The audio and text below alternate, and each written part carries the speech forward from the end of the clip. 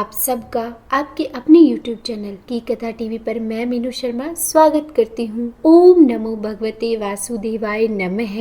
आज का दिन आप सभी के लिए मंगलमय हो। भाद्रपद शुक्ल पक्ष की एकादशी को परिवर्तनी एकादशी के नाम से जाना जाता है, क्योंकि कहा जाता है कि इसी एकादशी पर श्री हरि शयन करते समय करवट लेते हैं। इसके अलावा इसे वामन एकादशी, पद्म एकादशी, जल झूलनी एकादशी आदि कई नामों से जाना जाता है। इस व्रत में भगवान विष्णु के वामन अवतार की पूजा की जाती है। कहा जाता है कि जो भी भक्त यह एकादशी का व्रत करता है उसे 1000 अश्वमेघ यज्ञ के बराबर का फल प्राप्त होता है। और जो मनुष्य यह एकादशी का व्रत करके भगवान विष्णु के वामन रूप की पूजा करता है तो उससे तीनों लोकों की पूजा हो जाती है। तो इसीलिए मोक्ष की इच्छा करने वाले हर मनुष्य को इस व्रत को अवश्य करना चाहिए। और जो भी भक्त यह व्रत करता है उसे व्रत कथा तो अवश्य ही सुननी चाहिए। अगर किसी कारणवश आप व्रत नहीं कर पा रहे हैं तो भी व्रत कथा तो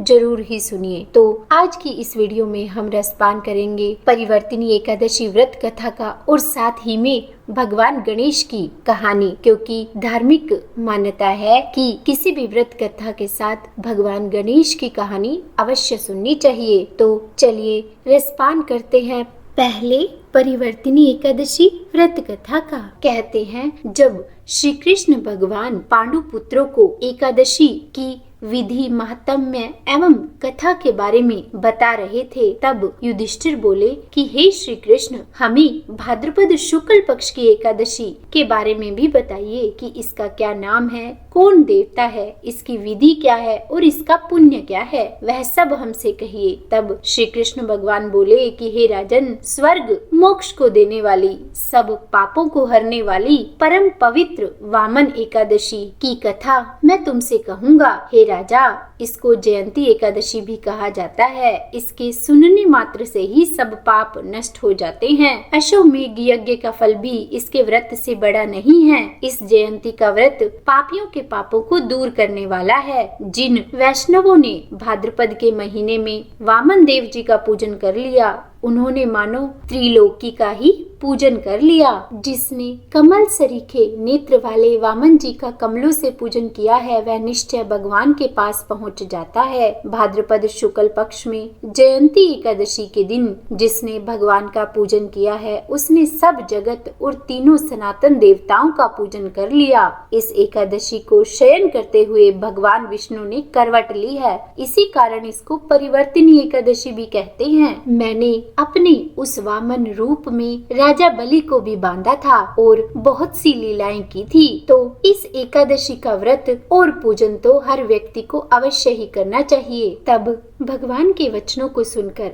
युधिष्ठिर जी बोले कि हे भगवान, मुझे बहुत संदेह हो रहा है कि आप किस प्रकार सोते और करवट लेते हैं तथा किस तरह आपने राजा बलि को बांधा और वामन रूप रखकर आपने क्या क्या लीलाएं की, चतुर्मास के व्रत की विधि क्या है तथा आपके शयन करने पर मनुष्य क्या क्या करते हैं, उनका क्या कर्तव्य है, यह सब आप मुझसे विस्तार से कहिए। तब श्री कृष्ण भगवान बोले कि हे राजन, अब आप पहले इन पापों को दूर करने वाली कथा को सुनिए। त्रेता युग में बलि नामक एक दैत्य था। वह मेरा परम भक्त था। विविध प्रकार के वेद सूक्तों से वो मेरा पूजन किया करता था और नित्य ही ब्राह्मणों का पूजन तथा यज्ञ का आयोजन करता था। लेकिन इंद्र से द्वेष के कारण उसने इंद्रलोक तथा सभी देवताओं को जीत लिया। इस बात को देखकर सब देवताओं ने एक चित्त होकर विचार किया कि भगवान के पास चलकर यह सब वृत्तांत कहना चाहिए। और फिर देवता और ऋषियों को लेकर इंद्र प्रभु के पास गए। सुंदर वचनों से उन्होंने मेरी स्तुति की और देवताओं के साथ बृहस्पति जी ने भी मेरा अनेक बार पूजन किया। और फिर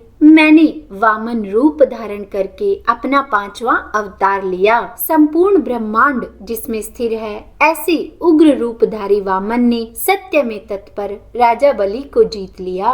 इतनी वार्ता सुनकर युधिष्ठिर जी बोले कि आपने वामन रूप से असुर बलि राजा को कैसे जीत लिया, यह कथा भी मुझे विस्तार पूर्वक कहिए, मैं आपका भक्त हूँ। तब श्री कृष्ण भगवान बोले कि मैंने ब्रह्मचारी बालक का रूप धारण किया, यानी कि वामन रूप धारण किया, और उसके बाद बलि राजा से प्रार्थना की कि मुझे 3 पग भूमि दान करे। मैंने राजा बलि से कहा कि यह 3 पग भूमि मुझे तीनों लोकों के समान होगी, इसीलिए हे राजन, यह दान आपको मुझे देना ही चाहिए, इसमें आपको कोई विचार नहीं करना चाहिए। मेरे ऐसा कहने पर राजा ने 3 पग भूमि दान कर दी और उनके संकल्प लेते ही मैंने अपने त्रिविक्रम रूप को बढ़ा लिया। भूलोक में पैर फैला दिए, भूवरलोक में जांघ हो गई, स्वर्ग लोक में कमर, महरलोक में पेट, जनलोक में हृदय और तपोलोक में कंठ पहुंचा दिया, सत्यलोक में मुख और उससे ऊपर सिर को स्थापित कर दिया।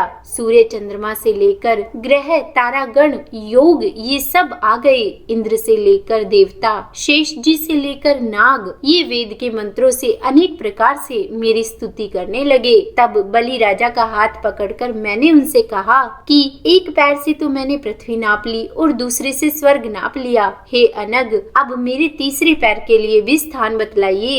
इस तरह मेरे कहने पर राजा ने अपना मस्तक दे दिया और फिर मैंने अपना पैर उनके मस्तक पर रख दिया, जिससे मेरा वह भक्त पाताल लोक में चला गया। फिर उसकी विनती और नम्रता को देखकर मैंने कहा कि हे बलि, मैं सदैव तुम्हारे निकट ही रहूंगा। और विरोचन पुत्र बलि से कहने पर भाद्रपद माह के शुक्ल पक्ष की एकादशी तिथि के दिन मेरी बलि के आश्रम में एक मूर्ति स्थापित हुई और दूसरी मूर्ति क्षीर सागर में शेष जी के ऊपर हुई। हे राजन, इस एकादशी को भगवान शयन करते हुए करवट लेते हैं और जब कार्तिक माह के शुक्ल पक्ष की एकादशी आती है तब तक भगवान शयन करते हैं। इस बीच में जो पुण्य किया जाए वह सब पुण्यों से उत्तम होता है। हे राजन, इसी कारण यह व्रत अवश्य करना चाहिए। यह बहुत पवित्र है और पापों को दूर करने वाला है। सोते हुए भगवान ने इस एकादशी को करवट ली है, इसीलिए इस दिन चांदी और चावल सहित दही का दान करना चाहिए। रात्रि में जागरण करना चाहिए। हे राजन, सब पापों को नष्ट करने वाली, इस लोक में सुख और अंत में मोक्ष देने वाली इस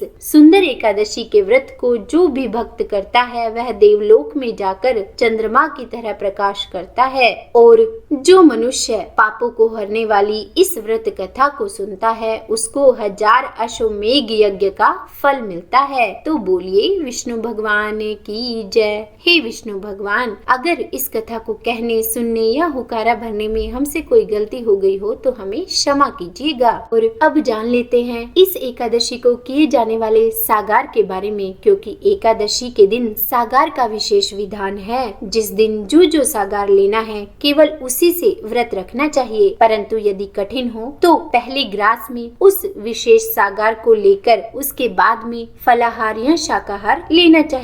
तो इस भाद्रपद माह के शुक्ल पक्ष की एकादशी को यानी कि परिवर्तिनी एकादशी या फिर वामन एकादशी को ककड़ी का सागार लेना चाहिए। और अब सुनते हैं भगवान गणेश की कहानी। पौराणिक कथा के अनुसार एक समय की बात है, एक गांव में एक बुढ़िया माई अपने बेटे बहू के साथ रहती थी। उसका बेटा तो दूसरे गांव में कमाने के लिए गया हुआ था और इधर पीछे से बुढ़िया माई अपने बहू से घर का सारा काम करवाती थी। बहू को खाने के लिए भी नहीं देती थी, सारा बना हुआ खाना अकेले ही खाती थी। तो बहू क्या करती थी कि खाना चुरा कर खा लेती थी। और जब सास बहू से पूछती कि खाना कम कैसे है, नीचे कैसे गिरा हुआ है, तो बहू कह देती थी कि चूहों ने खा लिया होगा। और इस तरह वह रोज चूहों का झूठा नाम लगा देती थी। फिर एक दिन एक डाकिया चिट्ठी लेकर आया। उस चिट्ठी में लिखा हुआ था कि उस बुढ़िया माई का बेटा वापस आ रहा है। यह सुनकर बुढ़िया माई बहुत खुश हो गई। उधर उसकी पत्नी भी बहुत खुश हुई और उसकी पत्नी ने सोचा कि अपने पति के आने से पहले वह घर का सारा काम कर लेगी। और